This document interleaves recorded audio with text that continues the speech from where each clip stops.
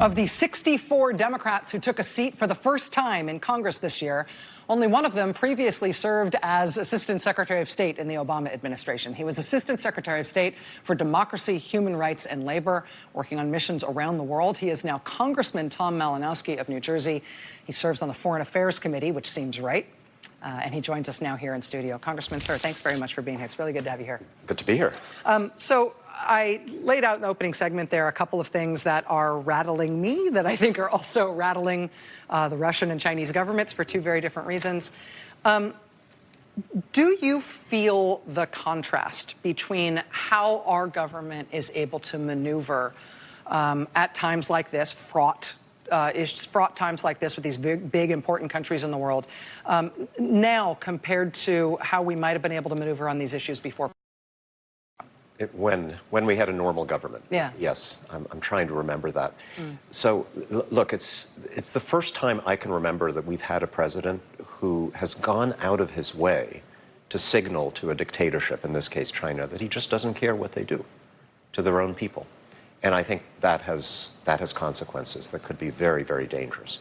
And if there is a real crackdown in Hong Kong, we'll have to respond. So it's dangerous to us as well.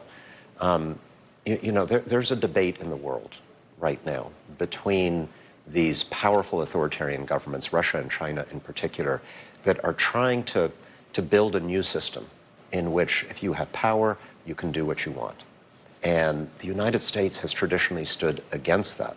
I suspect that President Trump sympathizes with the other team because he would like to live in a world in which the powerful can do what they want. The rest of our government is still trying to conduct our normal foreign policy, and they're living in fear of, you know, what I call the tweet of Damocles. You know, the State Department could say the right thing about Hong Kong or Russia or any other issue, and at any moment of the day, he could say something on Twitter that completely undermines the message.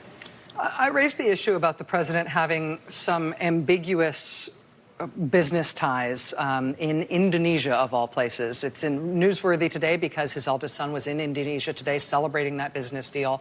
And there have been reports over the past year that business deal may involve either Chinese financing from Chinese state-supported banks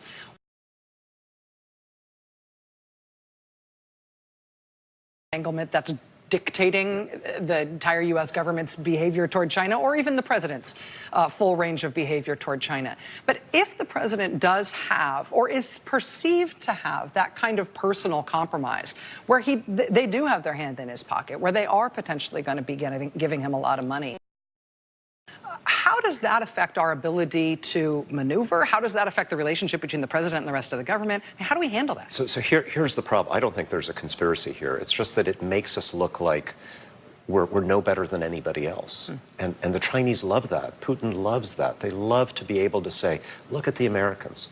They're just like us. They're just as corrupt as we are. They have no right to criticize what we do. We used to stand against things like corruption. And we used to be the cop on the beat, right? And now the cop is not only off the beat, we're on the take.